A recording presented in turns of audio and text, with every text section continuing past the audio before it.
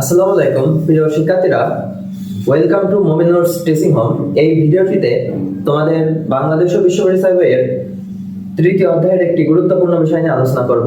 চলে আসছি ভিডিওর মূল আলোচনায়। এই ভিডিওটিতে 34 পৃষ্ঠার আরও একটি গুরুত্বপূর্ণ বিষয়, দুইটা গুরুত্বপূর্ণ তারিখ নিয়ে আলোচনা করা হবে। তো চলে আসছি ভিডিওর মূল আলোচনায়। প্রথমত আমরা গুরুত্বপূর্ণ সাইটের তারিখ ইতিপূর্বে আমরা জেনেছি যে গুরুত্বপূর্ণ যে সাইটের তারিখ ছিল সেটা হলো 21শে মার্চ, তারপরে ছিল 21শে জুন, তারপরে ছিল 23 সেপ্টেম্বর এবং 22শে ডিসেম্বর। এর আগে আমরা 21 মার্চ এবং 21 মার্চ এবং 21 জুন এই দুইটা গুরুত্বপূর্ণ তারিখ সম্পর্কে জেনেছি। এই ভিডিওটিতে পরবর্তী দুইটা গুরুত্বপূর্ণ তারিখ সেটা হলো 23 সেপ্টেম্বর এবং 22 ডিসেম্বর নিয়ে আলোচনা করা হবে। তো প্রথমত যে বিষয়টা এখানে গুরুত্বপূর্ণ সেটা হলো যে কোনগুলার দিয়ে রাত বড় হয়, কোনগুলার দিয়ে দিন ছোট হয়, কত তারিখে ছোট হয়, কত তারিখে বড় হয়। মূলত এই বিষয়টা সবচেয়ে গুরুত্বপূর্ণ এখানে। তাহলে আমরা দেখি এখানে যেভাবে আমি নোটে দেখিয়েছি যে সর্বত্র দিন রাত্রি সমান হয়, এটা হলো হয় 21 মার্চ তারিখে এবং 23 সেপ্টেম্বর তারিখে। 21 মার্চ তারিখে এবং 23 সেপ্টেম্বর তারিখে সর্বত্র দিন রাত্রি সমান হয়ে থাকে। এরপরের পয়েন্ট, উত্তর গোলার্ধে বৃহত্তম দিন ও ক্ষুদ্রতম রাত সেটা হয় 21 জুন। 21 জুন এটা উত্তর গোলার্ধে কি হয়, বৃহত্তম দিন হয় এবং ক্ষুদ্রতম রাত হয়। উত্তর গোলার্ধে বৃহত্তম রাত এবং ক্ষুদ্রতম দিন হয় সেটা হলো 22 ডিসেম্বর তারিখে। সেটা কোন তারিখে? সেটা হলো 22 ডিসেম্বর তারিখে। উত্তর গোলার্ধে বৃহত্তম দিন ও ক্ষুদ্রতম রাত সেটা হলো 21 জুন।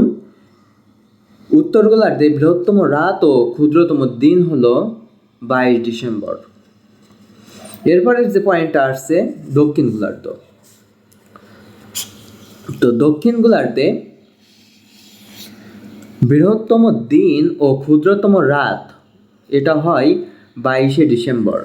22শে ডিসেম্বর দক্ষিণ গোলার্ধে বৃহত্তম দিন ও ক্ষুদ্রতম রাত হয় সেটা হলো 22শে ডিসেম্বর তারিখে।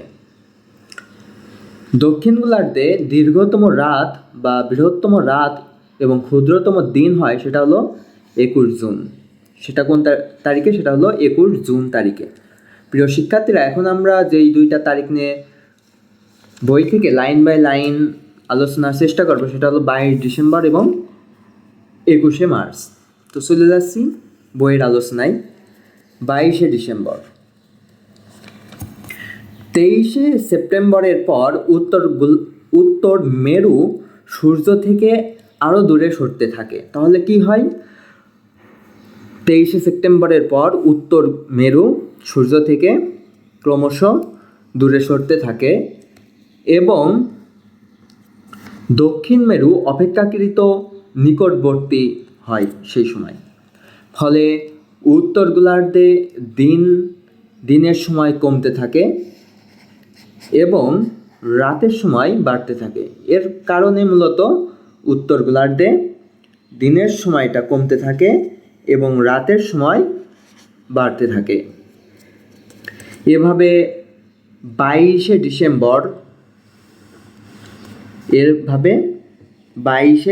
ডিসেম্বর পৃথিবী এমন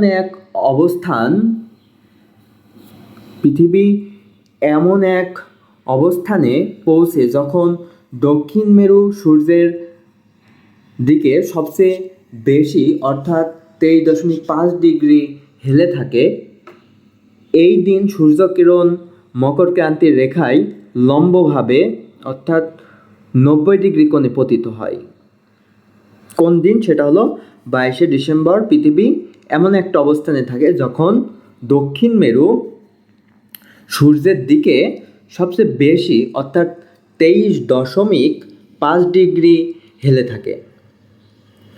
এই দিন সূর্যকিরণ মকর ক্রান্তি রেখায়, কোন রেখায়, সেটা হলো মকর ক্রান্তি রেখায় লম্বভাবে 90 ডিগ্রি কোণে পতিত হয়। তাই এই তারিখে দক্ষিণ গোলার্ধে দিন সবচেয়ে বড় এবং রাত সবচেয়ে ছোট হয়ে থাকে। 22শে ডিসেম্বরের পর সূর্য আর দক্ষিণ গোলার্ধের দিকে সরে না, এবং 22শে ডিসেম্বরের পর সূর্য কী হয়, আর দক্ষিণ দিকে সরে না এবং উত্তর গোলার্ধের দিকে সরতে থাকে। সূর্যের এই অবস্থানকে দক্ষিণ অয়নান্ত বলা হয়। তাহলে দক্ষিণ অয়নান্ত কাকে বলে? সেটা হলো 22 ডিসেম্বরের পর সূর্য আর দক্ষিণ গোলার্ধের দিকে সরে না, উত্তর গোলার্ধের দিকে সরতে থাকে। সূর্যের এই অবস্থানকে মূলত বলা হয় দক্ষিণ অয়নান্ত। 21শে মার্চ 22 ডিসেম্বরের পর পৃথিবী আপন কক্ষপথে অর্থাৎ নিজ কক্ষপথে আরও অগ্রসর হয়ে উত্তর মেরু ক্রমশ সূর্যের নিকটে আসে এবং দক্ষিণ মেরু ক্রমশ দূরে সরে যায়। এভাবে উত্তর গোলার্ধে দিন বড় এবং রাত ছোট হতে থাকে। অবশেষে 21শে মার্চ পৃথিবী আপন কক্ষপথের এমন এক অবস্থানে পৌঁছে যখন উভয় মেরু সূর্য থেকে সমান দূরে থাকে। এই দিন 23শে সেপ্টেম্বরের মতো দিবারাত্রি সমান হয়। তাহলে 23শে সেপ্টেম্বর এবং 21শে মার্চ এই দুই দিনই দিন রাত্রির মধ্যে পার্থক্য নেই, অর্থাৎ দিন রাত সমান হয়। 12 ঘন্টা দিন, 12 ঘন্টা রাত, এমন একটা পর্যায়ে চলে আসে। সেটা হলো 21শে মার্চ এবং 23শে সেপ্টেম্বর। এই দিন 23শে সেপ্টেম্বর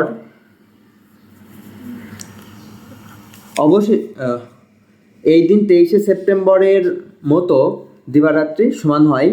পৃথিবীর এই অবস্থানকে বলা হয় বসন্ত বিষুব, অর্থাৎ এমন একটা অবস্থা যখন দিন রাত সমান হয়, এরকম একটা অবস্থানকে বলা হয় মূলত বাসন্ত বিষুব। 21শে মার্চের পর পৃথিবী আপন কক্ষপথে ঘুরতে ঘুরতে আবার 21শে জুনের অবস্থায় ফিরে যায় এবং পৃথিবী যখন নিজ কক্ষপথে যখন ঘোরে, অর্থাৎ সেটা হলো 21শে মার্চের পর নিজ কক্ষপথে যখন ঘুরতে ঘুরতে আবার 21শে জুনের ঠিক সেম অবস্থায় ফিরে যায়।